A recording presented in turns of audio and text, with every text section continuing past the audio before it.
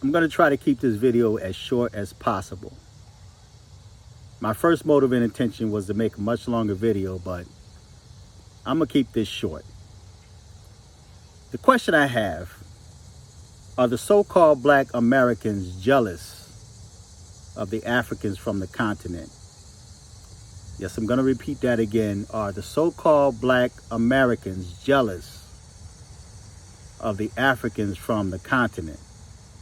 Now, I had watched some videos on YouTube where you have Africans that's saying that Black Americans are jealous of them, that there's no hope for the Black Americans, that Black Americans are rude, Black Americans own no property, they own no land. But I can take you to a residential neighborhood that's the population is Black people, and then I can take you to the neighborhoods of where the Africans live, and then you tell me who's doing better off. Now, you say Black Americans have nothing to offer, but yet maybe you should talk to the Arabs and the Asians and other nationalities that come here and set up business in the so-called Black community. If you just take a look at weave and wigs and the trillions of dollars that's spent by Black women on weaves and wigs, and then you tell me if Black Americans don't have anything to offer. So talk to the Arabs and the Asians that set up business in the Black community. Now, I wish that Black Americans would support their own people more. Leave those dollars in your own communities instead of supporting other people that later come back and say that there's no hope for you, that say that Black Americans are rude, that say that Black Americans have no power. I'm going to tell you something. The so-called Black Americans are extremely powerful.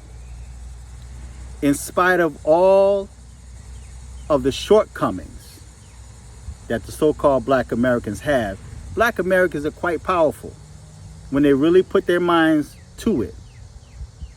Like I said, excusing all of the shortcomings, you look at the civil rights movement, you look at all the protesting, and Black Americans are so powerful that you have politicians and you have other races and nationalities that want Black Americans on their side, that want Black Americans to protest for them, to vote for them, because they know that the Black Americans are a powerful force. You take the Democrats, for example. How do you think Joe Biden got in the White House? Now, a lot of us feel that he stole his way into the White House. But he had the support of so many so-called Black Americans. The first thing politicians do is go to the Black church. They go to Black people. They want the Black vote. They focus and target the Black vote. They use Black people, racism, to promote an agenda. That's what they do. So if Black people were to really get themselves together, if they really start supporting each other and start redirecting their energy, that positive force, that creative force to themselves, stop being so divided among each other, Black people will be untouchable. That's why the so-called white man wants division within the Black community, divide and conquer. That's why they want that. That's why you find so many videos on YouTube where Black men against Black women against Black men, Blacks are fighting each other, pulling each other down like crabs in the barrel. Those are the type of videos that YouTube allow. As long as you're tearing each other down, as long as you're destroying each other, we'll let you make those videos. But when you start putting truth out there and positive information, then they remove that video. They demonetize that video. See? So Black people, don't underestimate the power of black people. And then this young dude had the nerve to make a video comparing African men with the so-called black American men, saying that the African men are more masculine, a lot stronger. They have a much stronger and masculine jawline. And he was comparing them, saying that black American men are soft. Now, we're living in a time now where many so-called black Americans have been emasculated. But even those gay dudes, those gay men, they're still men. And I've seen some gay dudes put a whooping on some dudes that's supposed to be masculine, right? So they're still men. At the end of the day, they are still men. Black people are powerful people. And that's why you find just about every race, every nationality, every culture is trying to be like black Americans, although they deny it. If you look at the culture, their swag, the way they dress, the music they listen to, it's all patterned after black Americans, the same people they say have nothing to contribute. And if it had not been for the so-called black Americans, the Africans would not be here. When they had that thing where the Africans were saying, bring back our daughters or something like that, it was black Americans were the ones that protested, sent money in support of them. But you say black Americans have nothing to offer. If black Americans stop supporting you in your struggle, and I personally think that black Americans should not support the native Africans. I don't think they should support them, because at the end of the day, whenever we're out there protesting and fighting for a cause, they're not there. They're in their own communities. And then they have the audacity to make videos saying that black Americans are lost. They're saying black Americans are not a part of them, which I agree with them on that. We're not the same.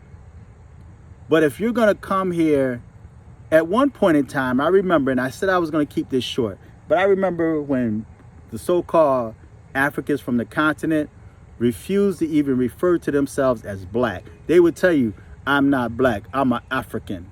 I'm African, I'm not black. Now you find they're calling themselves black.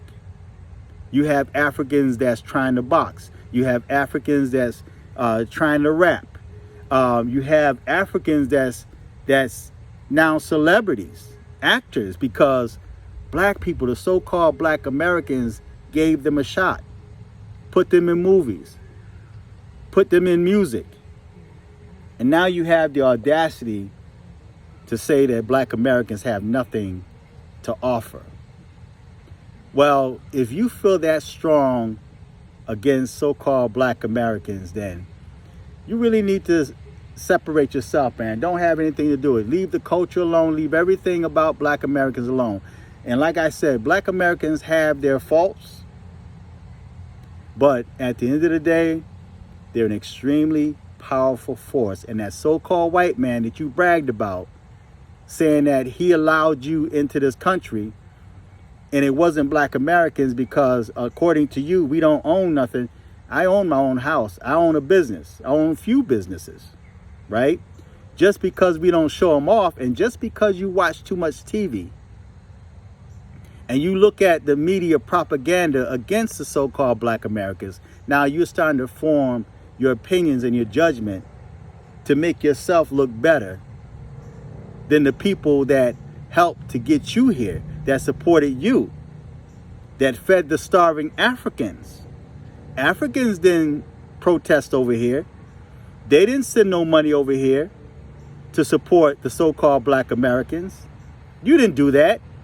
But the so-called black Americans protested and supported you and made it possible for you to be here in this so-called white racist society. Do you really think the white man would have allowed you to come here if it had not been for the so-called black Americans? So that's the question I have. And I didn't mean to go this long, but are the so-called black Americans jealous of the Africans from the continent? Feedback and tell me what you think. Until next time, I'm Fearless.